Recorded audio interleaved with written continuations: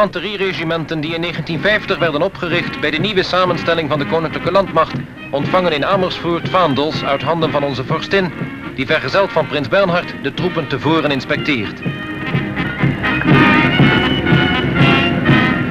Nadat de vaandelwachten naar voren zijn getreden, richt Hare Majesteit zich met een kort woord tot de militairen. Mijn echtgenoot en ik stellen groot vertrouwen in u. Gij vertegenwoordigt het vaderland onder de natieën en gij doet dat goed. Men behoort te weten wat men aan ons heeft en waarvoor wij staan.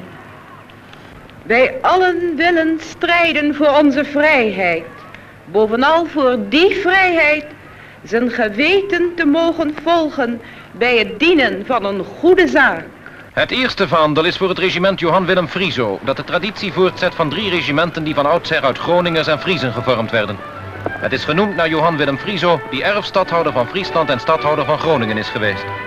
Het tweede vaandel is voor het regiment Limburgse Jagers, waarvan de naam stamt uit de tijd dat Limburg als hertogdom deel uitmaakte van de Duitse Bond. Als laatste ontvangt het regiment Oranje Gelderland zijn vaandel. Dit zet de traditie voort van het voormalige 5e regiment uit Amersfoort en het 8e uit Arnhem.